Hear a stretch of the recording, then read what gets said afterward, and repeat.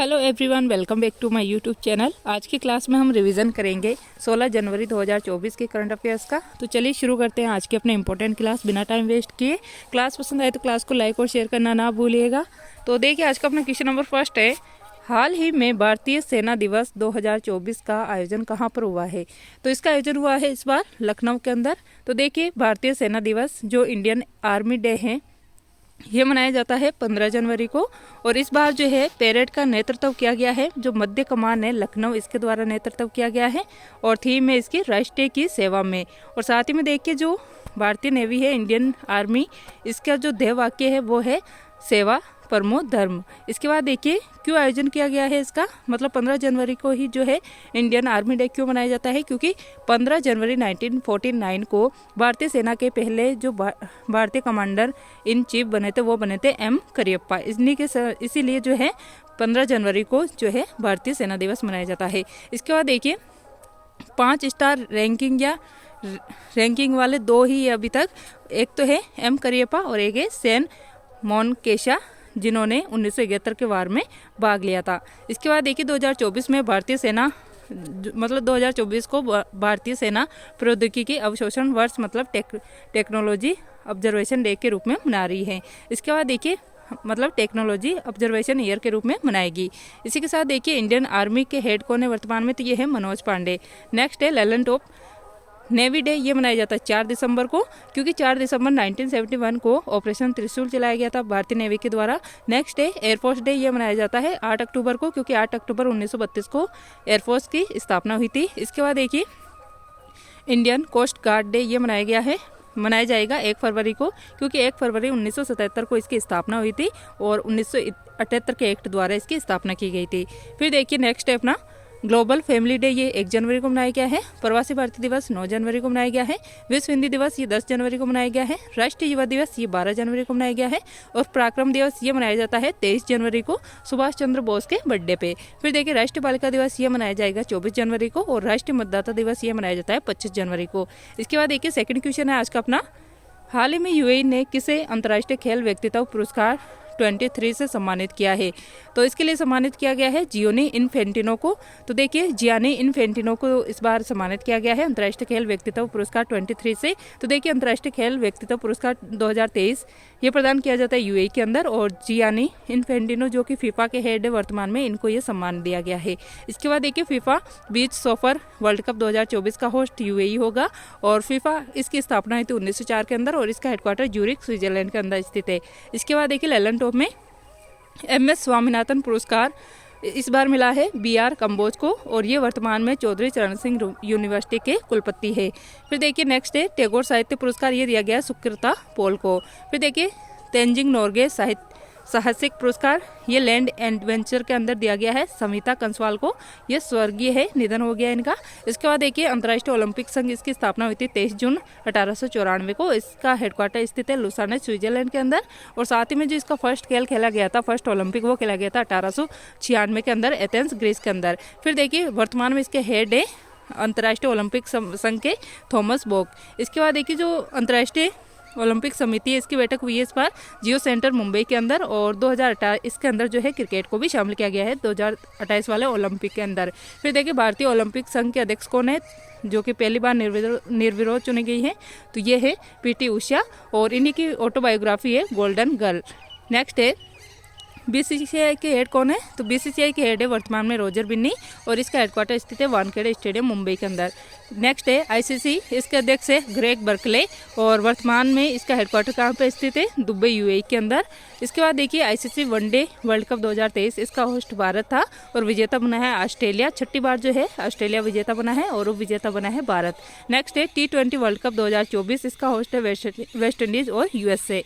इसके बाद देखिए फीडे जो चेस और शतरंज की संस्था है इसका उपाध्यक्ष बनाया गया है विश्वनाथ आनंद को, और इन्हीं को जो है राजीव गांधी खेल रत्न पुरस्कार प्राप्त करने वाले, मतलब विश्वनाथ आनंद राजीव गांधी खेल रत्न पुरस्कार प्राप्त करने वाले पहले भारतीय है। क्वेश्चन नंबर 3 है, हाल ही में MSCI इमर्जिंग मार्केट्स इंडेक्स में भारत को कौन सा स्थान मिला है, तो भारत की रैंक है इसके अंदर सेकंड। तो देखिए MSCI इमर्जिंग मार्केट्स इंडेक्स, इसमें जो है तेजी से उभरते हुए बाजार के अंदर निवेश को बढ़ावा कौन सा देश कितना दे रहा है, इस आधार पर ये रैंकिंग दी जाती है। तो देखिए फर्स्ट रैंक पे है चीन, इसने विश्व का 26.6% निवेश किया है। और भारत सेकंड स्थान पे है, इसने विश्व का 20% निवेश किया है। और थर्ड पे है ताइवान। इसके बाद देखिए ललन टॉप में हेलने पासपोर्ट इंडेक्स, इसमें भारत की रैंक है 80। ग्लोबल हंगर इंडेक्स, इसमें भारत की रैंक है 111। ग्लोबल इनोवेशन इंडेक्स इसके अंदर 40 है। प्रेस फ्रीडम इंडेक्स इसके अंदर 161 है। Global climate change performance index के अंदर 7वां स्थान है भारत का। शुरू के 3 स्थान पे कोई भी देश नहीं है। और 4th रैंक है डेनमार्क की। इसके बाद देखिए ग्लोबल फायर पावर इंडेक्स, इसके अंदर भारत की रैंक है 4th। फर्स्ट 3 स्थान पे है यूएसए, चीन और रूस, जो है ये शुरू के 3 स्थान पे है। फिर देखिए global piece and happiness index, इसके अंदर भारत की रैंक है 126, दोनों के अंदर हैप्पीनेस और पीस इंडेक्स के अंदर। ग्लोबल जेंडर गैप इंडेक्स, इसके अंदर भारत की रैंक है 127। इसके बाद देखिए क्वेश्चन नंबर 4 है, हाल ही में भारत के पहले और एशिया के 5वें डार्क स्काई पार्क की मान्यता किसे मिली है। तो ये मान्यता दी गई है पेंच टाइगर रिजर्व को। तो देखिए डार्क स्काई पार्क, इसकी मान्यता दी गई है पेंच टाइगर रिजर्व को, जो कि भारत का फर्स्ट है और एशिया का 5वां है। तो देखिए ये मध्य प्रदेश और महाराष्ट्र दोनों राज्यों के बाउंड्री पे है। जो मध्य प्रदेश का सेवनी और छिंदवाड़ा जिला है, यहाँ पर ये जो है पेंच टाइगर रिजर्व पड़ता है और महाराष्ट्र के नागपुर जिले के अंदर आता है। इसी के साथ देखिए जो डार्क स्काई पार्क है, इसका अर्थ होता है प्रकाश प्रदूषण को रोकना, मतलब रात के अंधेरों में लाइट जो होती है उसका यूज़ नहीं करना, जो प्राकृतिक प्रकाश होता है उसका यूज़ करना, जैसे तारे और इनका अन्वेषण करना। इसके बाद देखिए ललन टॉप में भारत का पहला डार्क स्काई रिजर्व क्षेत्र कौन सा है। तो यह है लेह लद्दाख। और रामगढ़ विषधारी टाइगर रिजर्व, यह है 52वां टाइगर रिजर्व भारत का, जो कि बूंदी राजस्थान के अंदर है। रानीपुर टाइगर रिजर्व ये 53वें नंबर का है और ये उत्तर प्रदेश के अंदर है। वीरांगना दुर्गावती टाइगर रिजर्व ये 54वें नंबर का है और ये मध्य प्रदेश के अंदर है। इसके बाद देखिए बांदीपुर, अंशी, नागरहोल और बनेरघट्टा टाइगर रिजर्व ये सारे कर्नाटक के अंदर है। काना पन्ना सतपुड़ा टाइगर रिजर्व ये मध्य प्रदेश के अंदर है। रणथंबोर, सरिस्का, मुकुंदरा हिल्स और केवला देवी ये सारे राजस्थान के अंदर है। पलामू टाइगर रिजर्व ये झारखंड के अंदर है। सिमलीपाल और भितरकनिका ये ओडिशा के अंदर है। पेरियार, एराविकुलम और साइलेंट वैली ये केरल के अंदर स्थित है। बेतला नेशनल पार्क ये झारखंड के अंदर है। इंद्रावती टाइगर रिजर्व, गुरु घासीदास टाइगर रिजर्व और कांगेर घाटी नेशनल पार्क ये जो है छत्तीसगढ़ के अंदर स्थित है।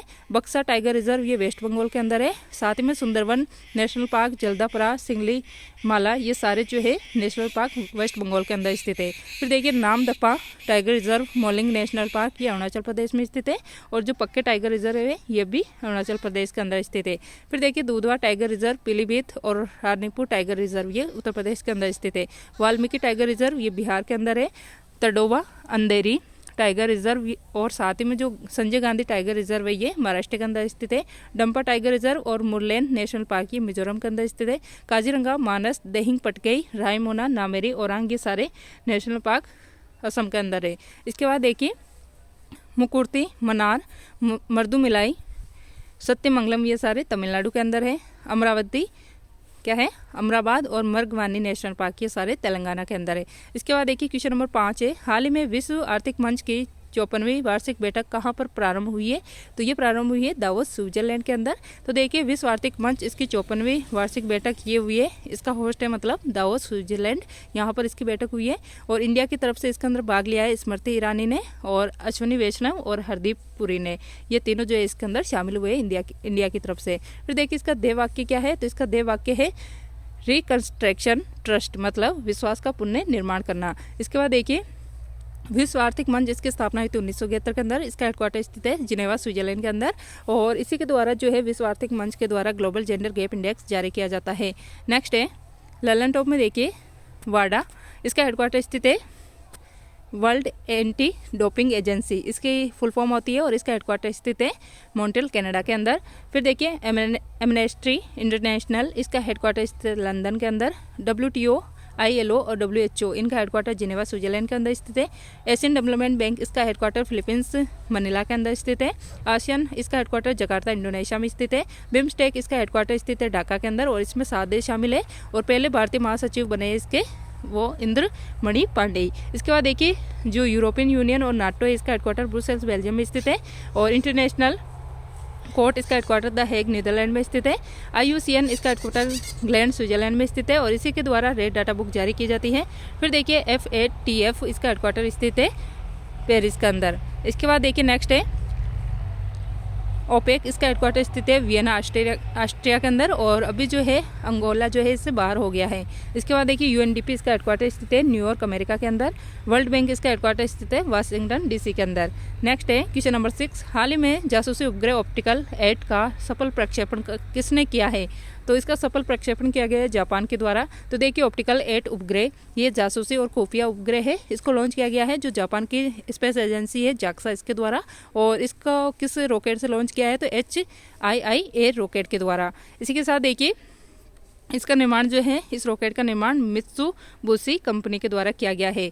उद्देश्य है इस रॉकेट को लॉन्च करने का अंतरिक्ष में खुफिया जानकारी प्राप्त करना। नेक्स्ट है लैलन टॉप में देखिए स्पेस एक्स कंपनी का जो फाल्कन 9 रॉकेट है, इससे इसरो ने हाल ही में GSAT-20 उपग्रह लॉन्च किया है। PSLV C-58 इसके द्वारा एक्सपोसेट और POEM-3 उपग्रह लॉन्च किए गए हैं भारत के। इसके बाद देखिए ओवजोन 3 ये स्वीडन का उपग्रह है। USA का चंद्र मिशन है पेरेग्रीन फर्स्ट, जो कि हाल ही में असफल हो गया है। फिर देखिए लुपेक्स, ये भारत और जापान के द्वारा लॉन्च किया गया है। और साथ ही में देखिए ये चांद के ध्रुवों का एक्सप्लोरेशन करने वाला था। नेक्स्ट है मालाबार अभ्यास, ये ऑस्ट्रेलिया, USA, जापान और भारत ये क्वाड कंट्री है जिनके द्वारा किया जाता है।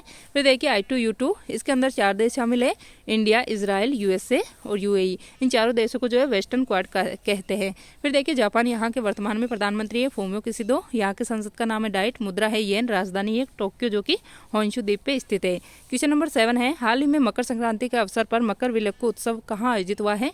तो ये उत्सव आयोजित किया गया है केरल के अंदर। तो देखिए मकर संक्रांति इस समय जो है केरल, मकर संक्रांति के समय जो है केरल के अंदर सबरीमाला मंदिर जो कि लॉर्ड अयप्पा को समर्पित है, यहाँ पर मकर विलक्कू त्योहार का आयोजन किया गया है। इसके बाद देखिए ललन टॉप में मतलब मकर संक्रांति के दिन जो है अलग अलग स्टेट में अलग अलग नाम से जो है त्यौहार मनाए जाते हैं। जैसे खिचड़ी ये मनाई जाती है उत्तर प्रदेश और बिहार में, लोहड़ी हरियाणा पंजाब में, उत्तरायण गुजरात में, गज और साथ में देखिए ओणम ये केरल के अंदर मनाया जाता है, बिहू ये असम के अंदर, पोंगल ये तमिलनाडु के अंदर। ये 4 दिन का मतलब उत्सव होता है पोंगल। फिर देखिए गज उत्सव ये असम के अंदर आयोजित हुआ है। नवरोज से पारसी समुदाय का। फिर देखिए नुआखाई और धानु यात्रा ये ओडिशा का पर्व है। भारत का पहला लाइट हाउस फेस्टिवल ये गोवा के अंदर मनाया गया है। बंगस वैली फेस्टिवल ये जम्मू कश्मीर का है। बतुकंबा और मोनालू फेस्टिवल ये तेलंगाना में मनाया जाता है। नाडा हब्बा ये मैसूर कर्नाटक में मनाया गया है। ये फेस्टिवल खादी माटी कला महोत्सव इसका आयोजन हुआ है गुजरात के अंदर। इसके बाद देखिए क्वेश्चन नंबर 8 है हाल ही में भारतीय सेना ने सैन्य इतिहास के डिजिटल संग्रह के लिए कौन सा प्रोजेक्ट प्रारंभ किया है? तो इस प्रोजेक्ट का नाम है प्रोजेक्ट शौर्य संकलन। तो देखिए भारतीय सेना के गौरवशाली इतिहास के डिजिटल संग्रह के लिए इसको लॉन्च किया गया है और इसको लॉन्च किया गया है इंडियन आर्मी के द्वारा। तो देखिए इसमें उल्लेख रहने वाला है, इसमें किस किस का उल्लेख किया गया है? तो 1948 के अंदर जो जम्मू कश्मीर का संघर्ष है इसका उल्लेख है। 1961 में जो ऑपरेशन विजय चलाया गया है मतलब गोवा से जो पुर्तगालियों को भगाया गया है उसका उल्लेख है। 1965 में जो पाकिस्तान के साथ भारत का संघर्ष था उसका उल्लेख है। और साथ ही में जो बांग्लादेश की मुक्ति का 1971 का उल्लेख है। ये सारे डिजिटल फॉर्म में यहाँ पर उपलब्ध होने वाले हैं। फिर देखिए ललन टॉप में प्रोजेक्ट नमन और प्रोजेक्ट संजय ये इंडियन आर्मी ने लॉन्च किए हैं। प्रोजेक्ट हाथी ये 1992 में लॉन्च हुआ था। डॉल्फिन प्रोजेक्ट ये 5 अक्टूबर 2009 को आया था। मतलब 5 अक्टूबर को ही राष्ट्रीय डॉल्फिन दिवस मनाया जाता है और इसको मतलब डॉल्फिन को जो है 2009 में राष्ट्रीय जलीय जीव के रूप में अपनाया गया था। फिर देखिए क्वेश्चन नंबर 9 है हाल ही में अंतर्राष्ट्रीय ऊंट महोत्सव कहाँ प्रारंभ हुआ है? तो इसका प्रारंभ किया गया है राजस्थान के अंदर। तो देखिए अंतर्राष्ट्रीय ऊंट महोत्सव इसका प्रारंभ किया गया है बीकानेर राजस्थान के अंदर। और साथ ही में देखिए जो बीकानेर की उस्ता कला है, जो ऊंट के ऊपर कलाकारी की जाती है, चित्रकारी उसे कहते हैं उस्ता कला। तो इसका GI टैग हाल ही में राजस्थान को मिला है, राजस्थान के बीकानेर जिले को। नेक्स्ट है ऊंट का यूज जो है BSF करता है, बॉर्डर सिक्योरिटी फोर्स। और साथ ही में देखिए जो गंगा रिसाल ऊंट वाहिनी है इसका यूज फर्स्ट वर्ल्ड वॉर और सेकेंड वर्ल्ड वॉर में किया गया था। ललन टॉप में देखिए नम्मा कंबाल परियोजना ये कर्नाटक में शुरू की गई है। इसमें कीचड़ में भैंसों की दौड़ करवाई जाती है। 5वां वैश्विक आयुर्वेद महोत्सव ये तिरुवनंतपुरम केरल के अंदर आयोजित किया गया है। लोसर महोत्सव ये लद्दाख के अंदर मनाया जाता है। हेरात फेस्टिवल जम्मू कश्मीर में। फूलदेई और अंडूरी महोत्सव ये उत्तराखंड में। जल्लीकट्टू और थाईपुसम त्यौहार ये तमिलनाडु में मनाए जाते हैं। और साथ ही में देखिए भूमचू महोत्सव ये सिक्किम के अंदर मनाया जाता है। सूरजकुंड मेला ये फरीदाबाद हरियाणा में बढ़ता है। और चिकल कालम महोत्सव ये गोवा के अंदर आयोजित होता है। क्वेश्चन नंबर 10 है हाल ही में दिवंगत मशहूर शायर मनवर राणा का संबंध किससे था? तो इनका संबंध है उर्दू भाषा से। तो देखिए इनका संबंध उर्दू भाषा से है। तो मुनवर राणा, ये शायर है उर्दू भाषा के और इनका हाल ही में निधन हो गया है। गले में कैंसर था इनके, इस वजह से इनका निधन हो गया अभी। इनका जन्म रायबरेली उत्तर प्रदेश के अंदर हुआ था और इनकी जो फेमस हुए थे माँ कविता से। और साथ ही में देखिए इनको ज्ञानपीठ पुरस्कार भी मिल रखा है और इनको साहित्य अकादमी पुरस्कार भी मिला था शहबादा के लिए 2014 के अंदर। फिर देखिए क्वेश्चन नंबर 11 है, MJ अकबर की पुस्तक गांधी ए लाइफ इन 3 कैंपस का हुआ अनावरण। 3 कैंपस का मतलब है इसके अंदर जो 3 आंदोलन चलाए गए गांधी जी के द्वारा। एक तो है असहयोग आंदोलन 1920 का, सविनय अवज्ञा आंदोलन 1930 का और थर्ड है भारत छोड़ो आंदोलन 1942 का। तो ये थी आज की अपनी क्लास। आई होप आपको ये क्लास पसंद आई होंगी। तो क्लास पसंद आए तो प्लीज़ इसे लाइक और शेयर करना ना भूलिएगा। साथ ही में चैनल पर नए हो तो चैनल को सब्सक्राइब करके बेल आइकन प्रेस कर लीजिएगा। तो मिलते हैं नेक्स्ट क्लास में। क्लास देखने के लिए थैंक यू।